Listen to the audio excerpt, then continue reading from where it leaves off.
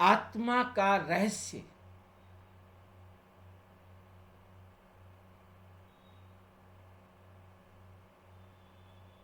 क्यों आत्मा चैतन है और प्रकृति जड़ है? ऐसा क्यों है कि आत्मा चैतन है और प्रकृति जड़ है? ऐसा क्या है कि आत्मा को चैतन कहा गया है और प्रकृति को जड़ कहा गया है? क्या समझते हैं? ऐसा क्यों है?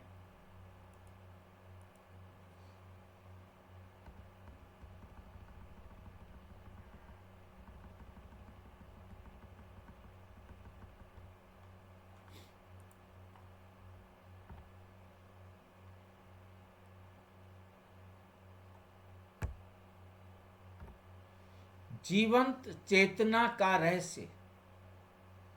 जीवंत में जीवने के कारण जीवन और जीवंत चेतना, वह जिस चेतना में जीवंत है, जीवन है, उसका रहस्य। इसको दूसरा तरीका है आत्मा बनाम प्रकृति। हमने प्रकृति और आत्मा के बीच में तुलना करनी है।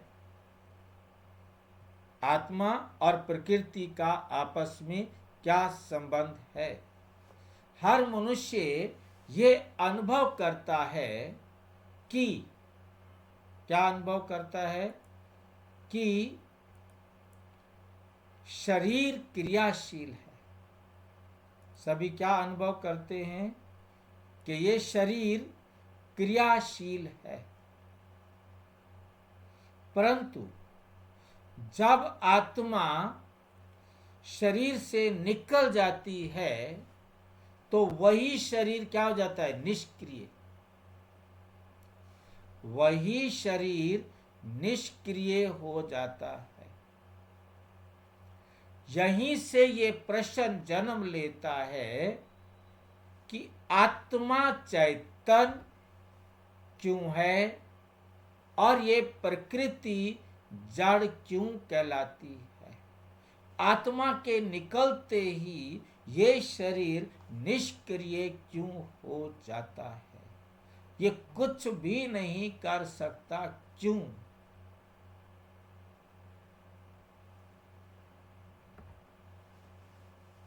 मुरली है 10 जून 2024। बच्चे, आत्मा चैतन शक्ति है जो इस शरीर रूपी यंत्र को चलाती है। जब आत्मा निकल जाती है तो ये शरीर मिट्टी हो जाता है। ये शरीर मिट्टी हो जाता है।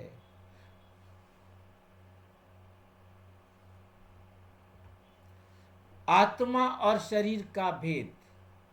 आत्मा और शरीर का भेद। आत्मा चैतन शक्ति है तो देखने, सुनने और अनुभव करने और निर्णय कर लेने की क्षमता है। निर्णय लेने की क्षमता रखती है। क्या है इसमें? आत्मा चेतन है तो ये देख सकती है। शरीर के द्वारा आत्मा देखती है, सुनती है, सोचती है। मतलब वो शरीर समझते हैं, इसलिए उन्होंने इस तरीके से रखा। जो देखने, सुनने, सोचने, अनुभव करने और निर्णय लेने की क्षमता रखती है। आत्मा नहीं है तो ये शरीर इनमें से कोई कार्य नहीं कर सकता।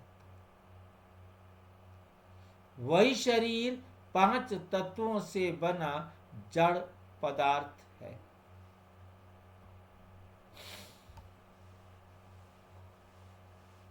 तो आत्मा के बिना निष्क्रिय रहता है, कोई क्रिया नहीं कर सकता ये।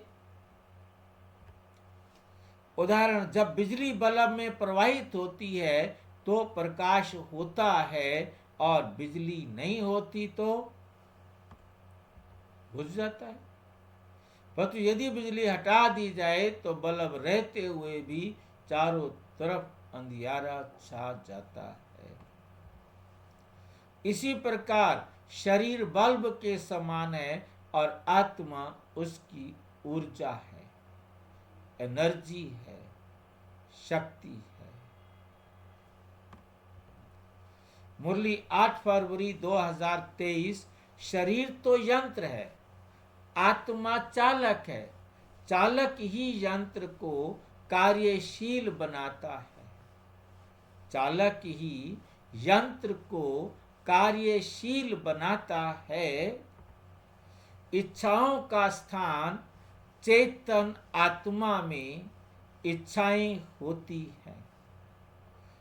कुछ करने, बदलने या प्राप्त करने की प्रवृत्ति।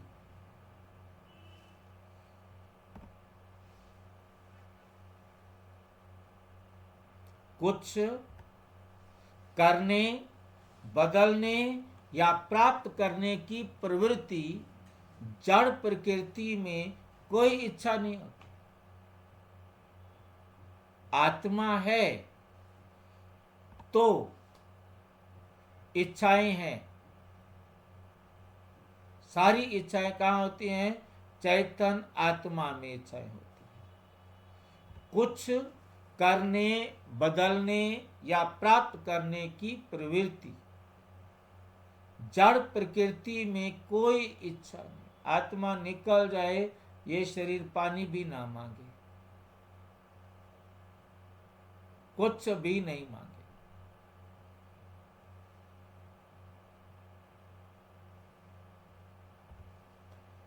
उदाहरण, एक व्यक्ति सोचता है मुझे ये लक्ष्य पाना है, मुझे ये लक्ष्य पाना है। ये विचार आत्मा की चेतना से उत्पन्न होता है। ये विचार आत्मा की चेतना से उत्पन्न होता है। जबकि एक पत्थर, पेड़ या जल प्रवाह स्वयं कोई इच्छा नहीं प्रकट करते। जबकि पत्थर हो, पेड़ हो या जल का प्रवाह हो, स्वयं कोई इच्छा नहीं करते। कभी पेड़ मांगता है कि मेरे को पानी दे दो, मैं सूख रहा हूं?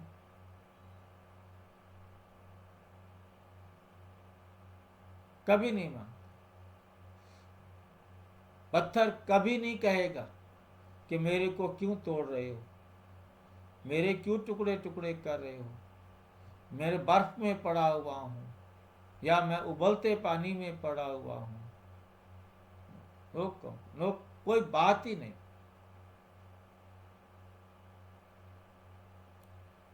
जबकि पेड़ में आत्मा होती है, बाबा ने कहा। कौन बताएगा? किसको याद है कौन सी आत्मा होती है?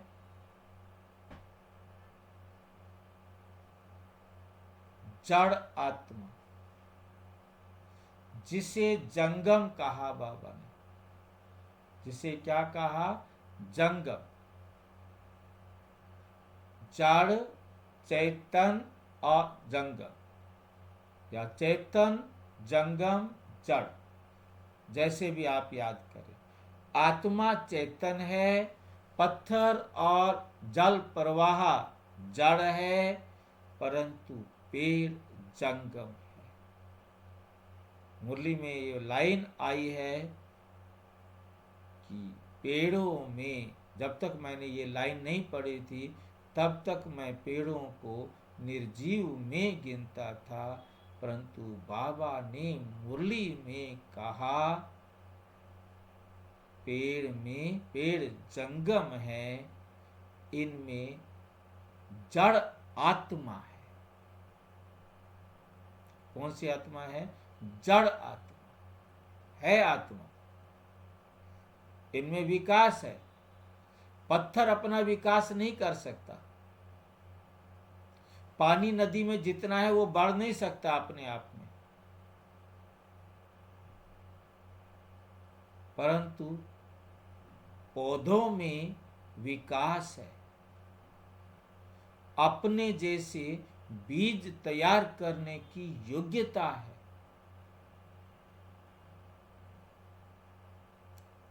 ऑक्सीजन को कार्बन डाइऑक्साइड को ऑक्सीजन बनाने की क्षमता है।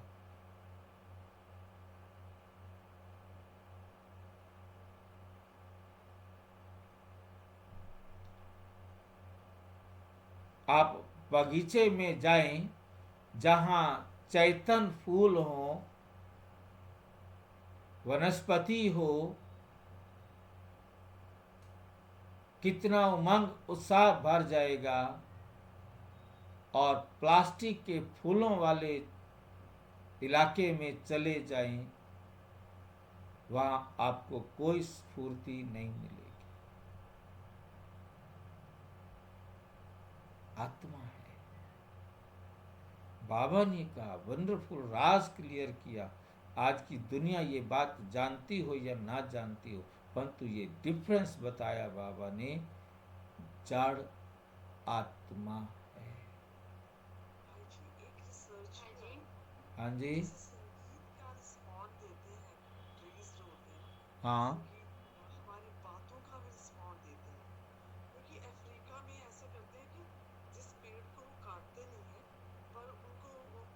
बद दुआ देते हैं उसको, जाकर उसको बद दुआ देते हैं, नष्ट हो जाओ, खत्म हो जाओ, मर जाओ। मतलब वो पेड़ सूख जाता है। मतलब इसी बात पर हमारे जो साइंटिस्ट हैं उन्होंने कहा कि इसमें आत्मा है। ठीक है कि नहीं? परंतु बाबा ने आके ये वंडरफुल राज मेरे सामने, पता नहीं वो लाइन मैंने नोट करके रखी है कि नहीं रखी है, किस मुरली में थी, परंतु ये है कि मैंने कहीं दिया है, उसका जिक्र किया है। जो क्वेश्चन बनाए थे ना, पिछली जो वीडियो यूट्यूब चैनल जो था उसमें मैंने वो क्वेश्चन डाला हुआ था। उसमें मैं समझता था कि जब भी ज़रूरत होगा तो इस क्वेश्चन को निकालेंगे और सबके सामने रख देंगे, परंतु वो एक ही झटके में चले गए। चलो कोई बात नहीं, ड्रामा इज़ ग्रेट, परंतु हमारी बुद्धि में तो है। हाँ जी,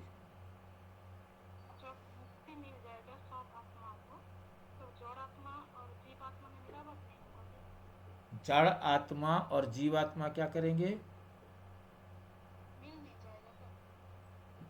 आप आत्मा मेरे से नहीं मिलेंगी परम धाम में जाने के बाद, वो तो जड़ आत्मा है। हम आत्माएं परमात्मा से नहीं मिलेंगी। चलो गले मिल ले, हाथ लगा ले। मरने के बाद क्या करोगे?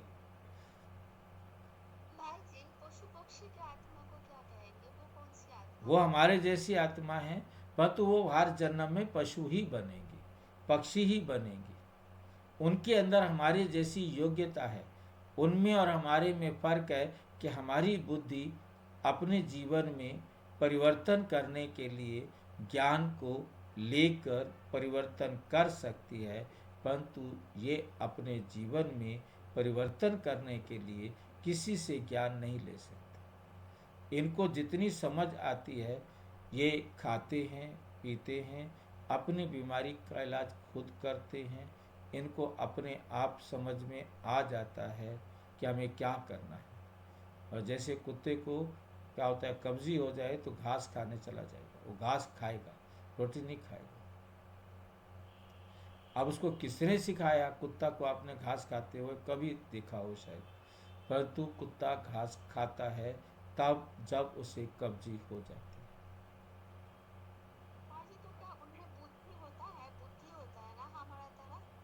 मतलब हमारी तरह बुद्धि नहीं है, परंतु उनके पास बुद्धि है, क्योंकि वो हमारी तरह पढ़ नहीं सकते, सुन नहीं सकते, अपने आप को सुधार नहीं सकते। उन्हें कोई ज्ञान देने वाला नहीं। सिर्फ ज्ञान हमें मिलता है, हम अपने जीवन में परिवर्तन करते हैं, परंतु वो अपने हिट एंड ट्राई का जो मेथड है उससे वो अपने आप को सुधारते हैं। भाई जी जो पशु पक्षी को ट्रेनिंग देते हैं बहन जी, तो हम विषय से बाहर चले गए। ओ, जी भाई जी। आत्मा, क्योंकि हम दुनिया में तो बहुत बड़ी दुनिया है ना। जल प्रवाह स्वयं कोई इच्छा नहीं प्रकट करते, वे केवल बाहरी प्रभावों पर निर्भर करते हैं। जो भी बाहर से प्रभाव आएगा उसके ऊपर वो निर्भर करते हैं। मुरली है 25 अप्रैल 2024, जिसमें सोचने, चाहने और बोलने की शक्ति है, वही चेतन आत्मा है। जिसमें सोचने, चाहने, बोलने की शक्ति है, वही चेतन आत्मा है। प्रकृति तो आदेश पर चलती है, स्वेच्छा से नहीं। प्रकृति तो आदेश पर चलती है, अपनी मर्जी से नहीं चलती। प्रकृति को जैसा आप चाहेंगे वैसा चलेगी। सतयुग में आप कहेंगे ठंडी हवा चले तो ठंडी हवा चलेगी, आप संकल्प करेंगे कि जरा, तो वैसी हवा चलेगी। आप कहेंगे तो नदियां उसी प्रकार से बहेंगी, कभी बाढ़ नहीं आएगी। आपको बरसात चाहिए तो बरसात भी होगी, परंतु कभी किसी को नुकसान नहीं देगी। ऐसी बरसात कभी नहीं होगी।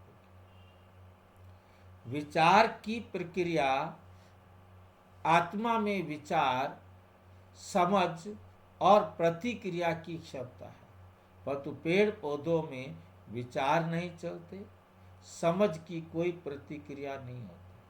आपने उनको कुछ काटा, आपने कुछ कहा, वो कोई प्रतिक्रिया करे, आपके प्रति कोई गुस्सा दिखाए, नहीं, कोई प्रतिक्रिया की क्षमता नहीं होती। विचार ही चेतना का प्रमाण है। विचार चल रहे हैं, संकल्प चल रहे हैं, इसका मतलब चेतना है, आत्मा है। आत्मा नहीं है तो वो विचार नहीं कर सकते, क्योंकि आत्मा के लिए क्या जरूरी है, उस तक संदेश लेने वाले तंत्र का तंत्र होना चाहिए, उसका कोई निश्चित एक स्थान होना चाहिए। तो पेड़ पौधों में ऐसा कोई स्थान नहीं है जहाँ उसके सारे पेड़ का कहीं कंट्रोल रूम हो। हमारा कंट्रोल रूम ये आज्ञा चक्र है, जो भ्रिकुटी में चमकता है, जहाँ आत्मा जो कुछ भी प्राप्त करती है उसे स्पष्ट करती है। विचार ही चेतना का प्रमाण है। जब आत्मा शरीर में रहती है तब अनुभव करती है ठंड, गर्मी, भूख, सुख, दुख। ये अनुभव आत्मा के सोचने की शक्ति को सक्रिय करता है। उदाहरण, आत्मा सोचती है मुझे आराम चाहिए, इसलिए वे शरीर को चलाकर आराम की स्थिति खोजती है। जड़ प्रकृति ऐसा नहीं कर सकती, क्योंकि उसमें विचार करने की क्षमता नहीं। विचार करने की क्षमता नहीं। मुरली 31 जुलाई 2024, आत्मा ही विचार करती है, मन बुद्धि संस्कार आत्मा के उपकरण है कि शरीर केवल कर्म का साधन है। शरीर केवल कर्म का साधन है। प्रयास और अनुभव। आत्मा अनुभव और प्रयास द्वारा सीखती है, परंतु पेड़ों पौधों के पास ऐसी योग्यता नहीं है। ना वो अनुभव करते, ना वो प्रयास करते, ना ही उससे कुछ सीखते। ये अंतर किया जा रहा है। ये अपनी गलतियों से समझकर जीवन का मार्ग बदल सकती है। आत्मा अपनी गलतियों से समझकर जीवन का मार्ग बदल सकती है, परंतु पेड़ पौधे अपने साथ ऐसे नहीं कर सकते। आग लग रही है, अपना रास्ता, अपना हाथ पीछे नहीं हटाएंगे। आत्मा शरीर में है तो वह हाथ पीछे हटा लेगी, परंतु डेड बॉडी में या प्रकृति में पेड़ पौधे ये अपने आप को बचाने के लिए कुछ नहीं करेंगे।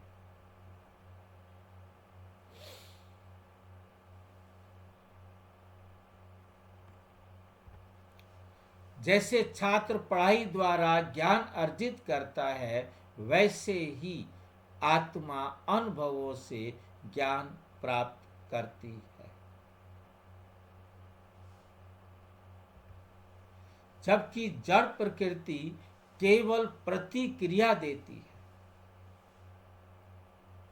उसमें स्वाभाविक परिवर्तन नहीं होता। जबकि जड़ प्रकृति, प्रकृति को क्या कहा है? जड़, केवल प्रतिक्रिया देती है। पेड़ों में क्या होती है? प्रतिक्रिया होती है। क्या प्रतिक्रिया होती है? आप उसको जो कुछ भी देंगे, आप उसे कुछ भी करेंगे, उसके पास उसकी प्रतिक्रिया होगी ना। आप पेड़ यदि गर्मी से झुलस रहे हैं और आपने उनके ऊपर पानी की फुहार डाल दी है, तो वो लहलहाने लगेंगे, उनकी मुरझाइश पुनः हरी हो जाएगी, फिर से अपने आप को सामान्य कर लेंगे। ये उनकी प्रतिक्रिया है, हमारे ऊपर है। हमने जहाँ पानी छिड़क दिया, हल्की बरसात फुहार कर दी, तो वो फिर से हरे हो जाएंगे, फिर से लहलहाने लगेंगे। ऐसे लगेगा कि उनका जीवन वापस आ गया। और जिन पर नहीं डालेंगे वो कुछ नहीं कहेंगे, परंतु प्रतिक्रिया जरूर है कि उनको धूप झुलसा रही है, वो झुलस जाएंगे। वो प्रतिक्रिया है उनकी, झुलसते हुए आप उन्हें देखेंगे, क्योंकि वो सहन नहीं कर पा रहे हैं उस गर्मी को और वो झुलस रहे हैं।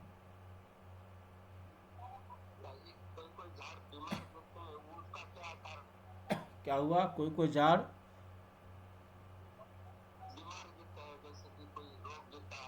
पेड़ों के अंदर रोग की बात आपने की है, पेड़ों की विशेषता है, ये बहुत बड़ी वंडरफुल विशेषता है कि जो जिनके अंदर परिवर्तन आता है, जब ये पतझड़ आता है, आप पेड़ों को, पत्तों को यदि आप उठाएंगे तो आपको पता लगेगा उन पत्तों पर कुछ गांठें बनी होती हैं।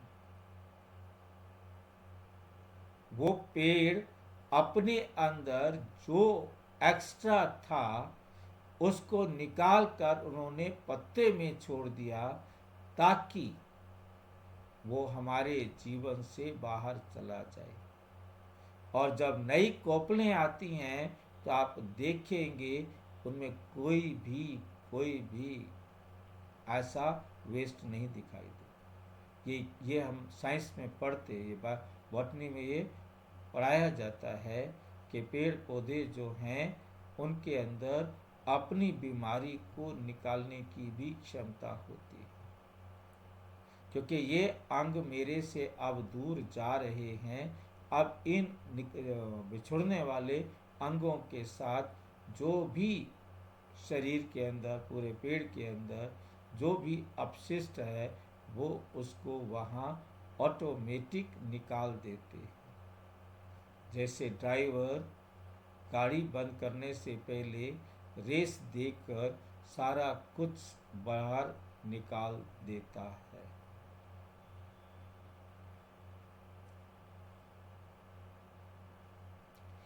उसमें स्वाभाविक परिवर्तन नहीं होता। जड़ प्रकृति केवल प्रतिक्रिया करती है, परंतु उसमें कोई स्वाभाविक परिवर्तन नहीं होता।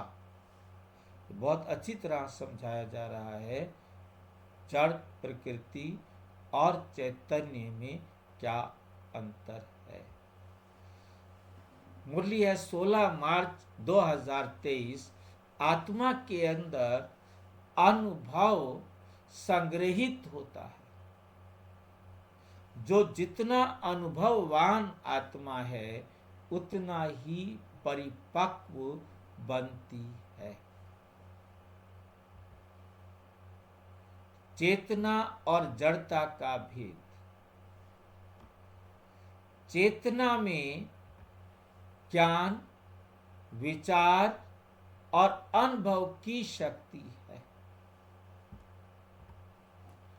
जड़ता में केवल ऊर्जा या संरचना है, लेकिन चेतना नहीं। ये याद रखेंगे, लेकिन चेतना नहीं। आत्मा सोच सकती है पर प्रकृति केवल कार्य करती है, वे सोच नहीं सकती।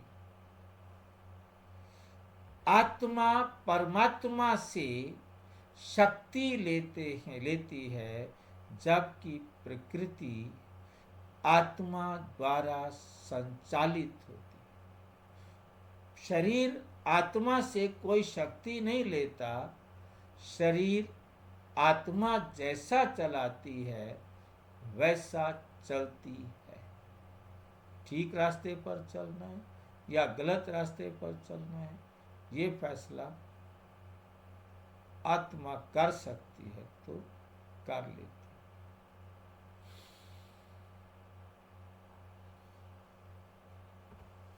उदाहरण, एक कंप्यूटर केवल कार्यक्रम पर चलता है, पर उसे चलाने वाला यूजर ही सचेत है। उसको चलाने वाला जो आत्मा यूजर है वो चेतना सहित है। सचेत है मतलब चेतना सहित है। वैसे ही प्रकृति प्रोग्राम की तरह है, आत्मा उसका उपयोग करने वाला चेतन अस्तित्व है। मुरली है 22 अगस्त 2024। परमात्मा ने प्रकृति को साधन और आत्मा को संचालक बनाया है। जब संचालक चेतन रहता है तब साधन कार्य करता है।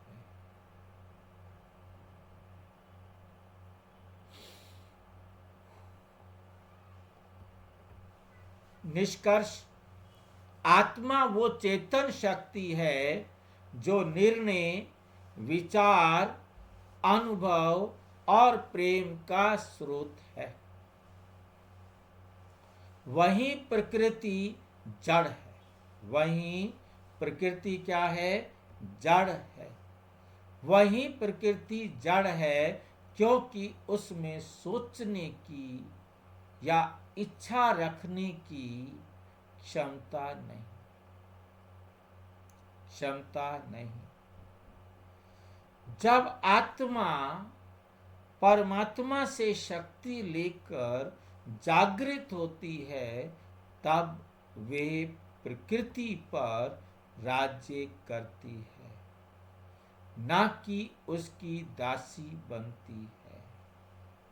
मुख्य संदेश, आत्मा चैतन अविनाशी और अनुभवशील है। प्रकृति जड़, परिवर्तनशील और निर्जीव है। कौन बताएगा निर्जीव किसे कहते हैं?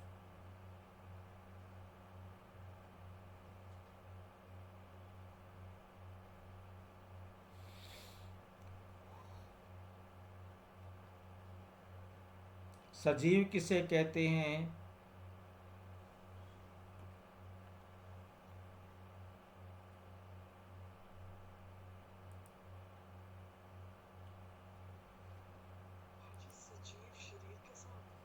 हाँ,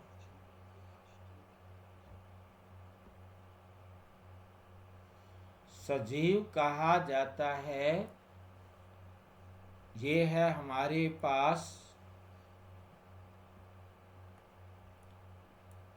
बिना आत्मा के शरीर, और आत्मा को कहा जाता है जीव। जब बिना आत्मा का शरीर, इसको जीव कहते हैं। ये शरीर को क्या कहते हैं? जीव। जीव जमा आत्मा तो क्या बन जाती है? सजीव या जीव आत्मा। सजीव या जीव आत्मा। जब इस जीव आत्मा में से आत्मा निकल जाती है तो ये रह जाता है जीव या निर्जीव। तो सेंटेंस क्या बनता है? आत्मा सहित जीव सजीव, आत्मा रहित जीव निर्जीव। याद रखने के लिए, आत्मा सहित जीव सजीव, आत्मा रहित जीव निर्जीव।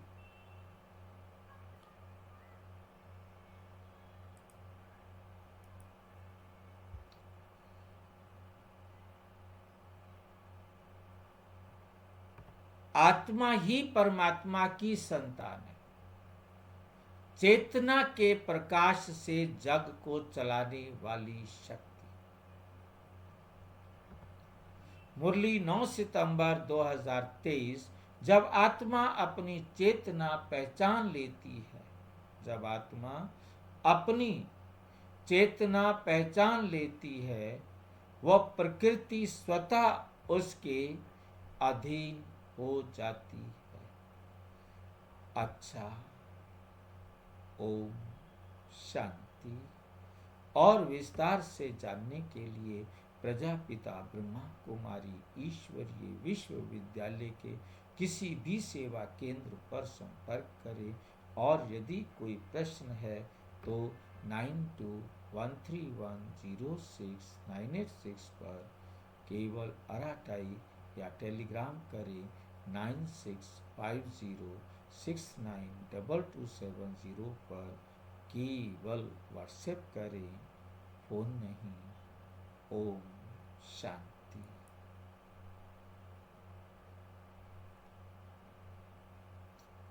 कोई प्रश्न है तो पूछो।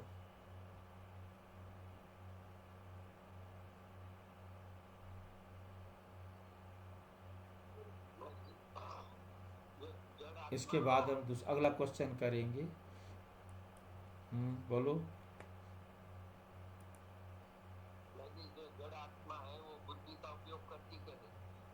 जो जड़ आत्मा है वो किसका उपयोग?